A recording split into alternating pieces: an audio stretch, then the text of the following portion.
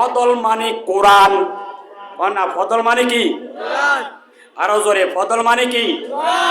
আর রহমত মানে আমার আপনার দয়াল নবী, জোরে বলেন সুবহানাল্লাহ।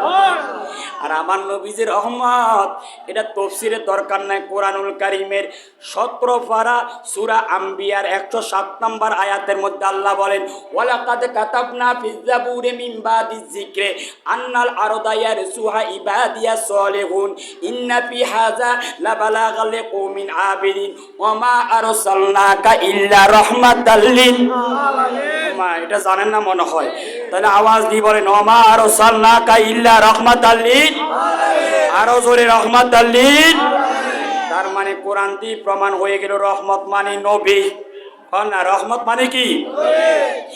আল্লাহ ডাক দিয়ে কই, নবী গো, নবী গো, আপনি আপনার উম্মতদেরকে বলে দেন ফদল মানে কোরআন, রহমত মানে আপনি নবী।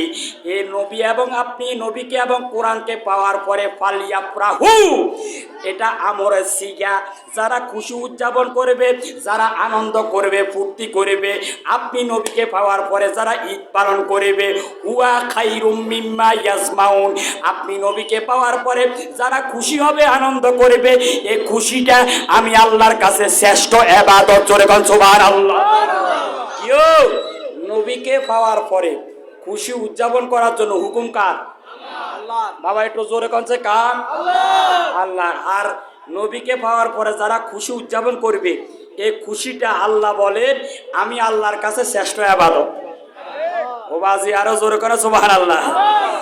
এখন তাহলে নবীকে পাওয়ার পরে ঈদ পালনের কথা কোরআনে আছে কিনা? আরো জোরে, আছে কিনা?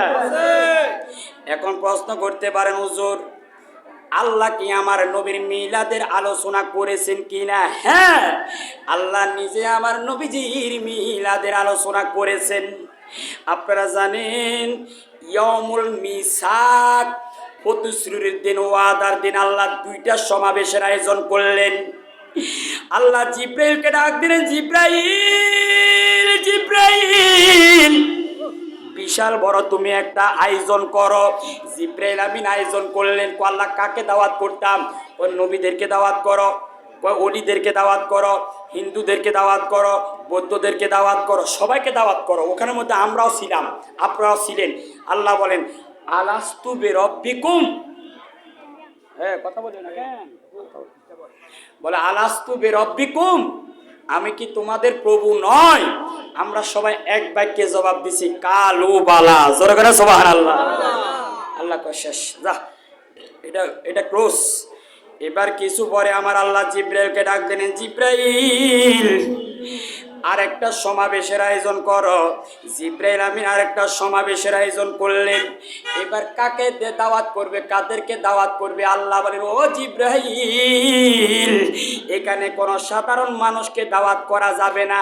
যারা ভিআইপি পারসন, যারা সবচেয়ে আমি আল্লাহর কাছে গুরুত্বপূর্ণ ব্যক্তি, একমাত্র এখানের মধ্যে নবী রাসূলদেরকে তুমি দাওয়াত করো, জোরে বল সুবহানাল্লাহ। জিব্রাইল আমিন সকল নবীদেরকে দাওয়াত করলেন। এবার জিব্রাইল আমিন আল্লাহর কাছে প্রশ্ন করলেন, আল্লাহ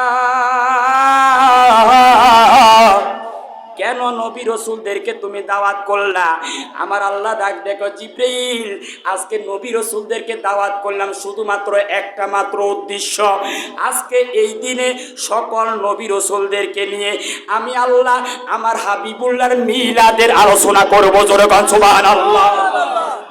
সুবহানাল্লাহ, আরো জোরে করে না? এই সুবহানাল্লাহ জোরে করলে কোনো অসুবিধা আছে না? এই সুবহানাল্লাহ বলে সওয়াব কম না বেশি? আচ্ছা, আসমান এবং জমিনের মাঝখানে এই জায়গাটা ফাঁক কম না বেশি? মাগো কত বেশি, মারতে পারবো? আমার মদিনার নবী বলেন, আমার কোনো উম্মত যদি একবার সুবহানাল্লাহ বলে, সুবহানাল্লাহে মা বাইনা সামাই ওয়াল আরদ, আসমান জমিনের মাঝখানে যে খালি জায়গাটা আছে, এই সুবহানাল্লাহ বলার কারণে এই সুবহানাল্লাহ সওয়াব দিয়ে আল্লাহ পুরা আসমান জমিনের খালি জায়গাটা আল্লাহ পরিপূর্ণ করে দিবেন, জোরে করে সুবহানাল্লাহ। তাহলে সুবহানাল্লাহ বলবেন। আমি বলছিলাম জিব্রাইল বলেন, আল্লাহ এটা কেন করলাম, এই আয়োজন কেন? সকল নবীদেরকে নিয়ে আমার নবীর মিলাদের আলোচনা করব।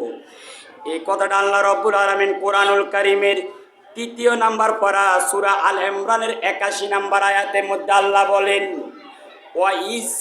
কোরআনের যত জায়গায় ওয়াইজ আছে এই আয়াতের তাফসীর করতেছেন ফখরুদ্দিন রাজি রহমাতুল্লাহ আলাইহি মাফাতিহুল গায়ব কিতাবের মধ্যে। ওয়াইজ মানে উজকুরিয়া মুহাম্মদ, নবীজি আপনি ওই সময়কে স্মরণ করুন। আখাযাল্লাহু মিযাকান নাবিয়িনা লামা আতাইতুকুম মিন কিতাবি ওয়া হিকমা সুম্মা জাআকুম রাসূলুম মুসাদ্দিকুল লিমা মাআকুম লা তুমিনুন্না বিহি ওয়া লা তানসুরুনাহু। আমার আল্লাহ একটা ডাক দিয়ে কই নবীরা রে, ও নবীরা আজকে তোমাদেরকে আমি একত্রিত করলাম একটাই কারণ। কেন? কখন সুম্মা জাআকুম রাসূলুম মুসাদ্দিকুল লিমা মাআকুম, আমার হাবিবুল্লাহ যখন দুনিয়ার মধ্যে যখন যাবে, তোমরা নবীরা যখন দুনিয়ার মধ্যে থাকবে, তোমরা নবীরা যখন দুনিয়ার মধ্যে থাকবে, ওই সময় যদি আমার আখিরি নবী যদি দুনিয়ার মধ্যে যায়, তোমরা নবীরা তোমাদের নবুয়ত ক্যান্সেল করে দিয়ে, তোমাদের নবীদের নবুয়ত বাদ দিয়ে লা তুমিনুন্না বিহি, আমার নবীর প্রতি ঈমান আনতে হবে। শুধু ঈমান আনলে হবে না, ওয়ালা তানসুরুনাহু, আমার নবীকে সাহায্য করতে হবে। কালু আকারনা, সকল নবীরা ওয়াদা করেছেন, অঙ্গীকার করেছেন, আল্লাহ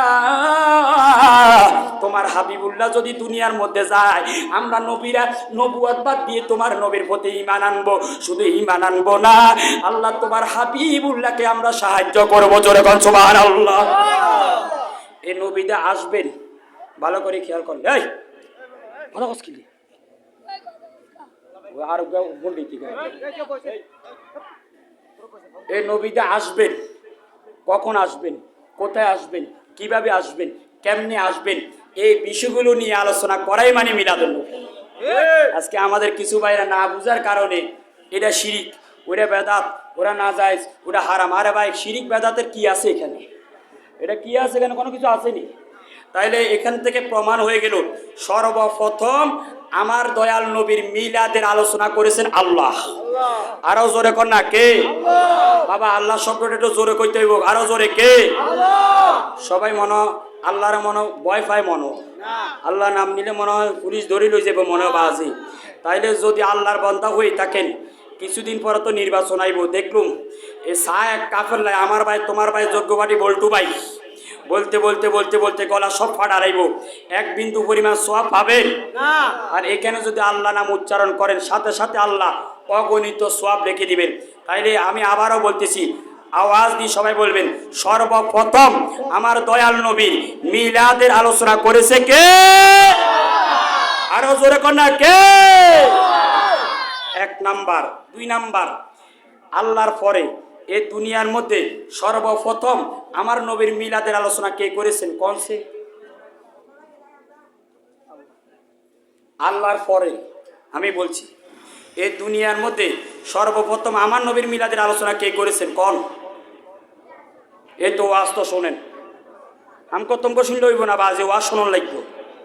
এবার আমি বলে দিই, এই দুনিয়ার মধ্যে আল্লাহর পরে সর্বপ্রথম যিনি আমার দয়াল নবীর মিলাদের আলোচনা করেছেন, ওনার নাম হলো হযরতে আদম শফিউল্লাহ। জোরে করে সুবহানাল্লাহ। কিতাবের নাম মাওয়াহিবুল্লাহ দুনিয়া। কে লিখছেন? আল্লামা ইমাম আহমদ কুস্তুলানি রহমতুল্লাহ আলাইহি, যিনি শারিউল বুখারী, বুখারীর সরা লিখছেন এরশাদুস সারি। সেই ইমাম আহমদ ইবনে কুস্তুলানির কিতাব বুখারী শরীফের ব্যাখ্যা জুরকানি। এদের উঠে দেন না বাজি, এদের উঠে দেন, আমরা সামনে আইন।